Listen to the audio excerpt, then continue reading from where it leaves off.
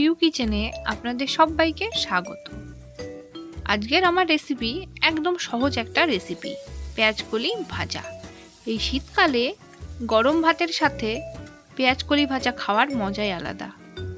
তো চলুন স্কিপ না করে দেখে নেওয়ার অনুরোধ রইল। প্রথমেই কড়াইতে দিয়ে দিচ্ছি সরিষার তেল 3 চামচ মতন।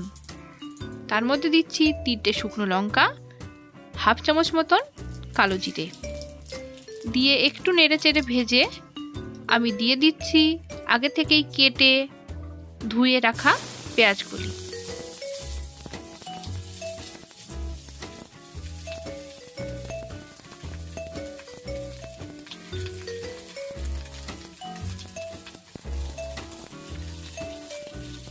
দিয়ে ভালো করে একটু নেড়েচেড়ে নেব।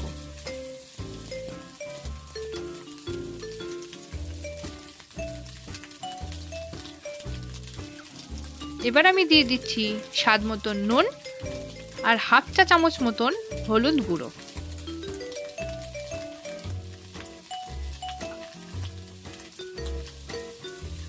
দিয়ে ভালো করে মিশিয়ে নেব।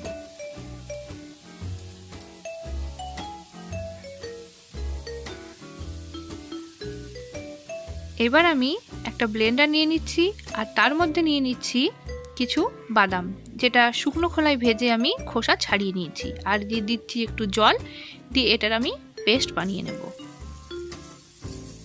পেঁয়াজকলি বেশ সুন্দরভাবে ভাজা হয়ে এসেছে।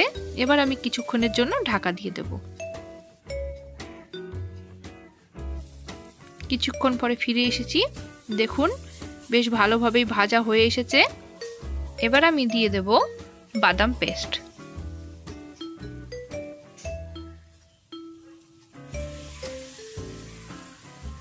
দিয়ে ভালো করে নেড়েচেড়ে মিশিয়ে নেব আর কিছুক্ষণ আরও ভালো করে ভেজে নেব। আমার রান্না আপনাদের ভালো লেগে থাকলে লাইক, কমেন্ট এবং শেয়ার করতে ভুলবেন না, আর অবশ্যই সাবস্ক্রাইব করতেও ভুলবেন না।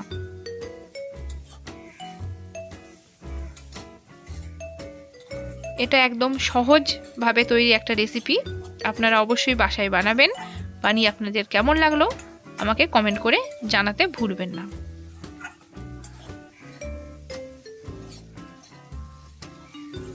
ভালোভাবে নেড়েচেড়ে আর একটু ভালো করে ভেজে নেব।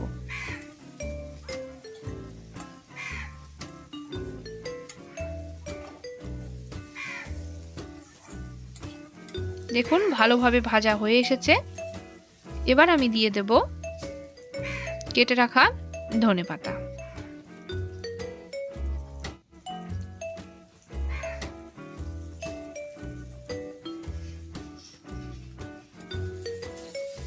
দিয়ে ভালো করে নেড়েচেড়ে মিশিয়ে নেব। আমার রান্না হয়ে এসেছে। এবার আমি এটাকে সার্ভ করে দেব। আপনাদের অনেক ধন্যবাদ।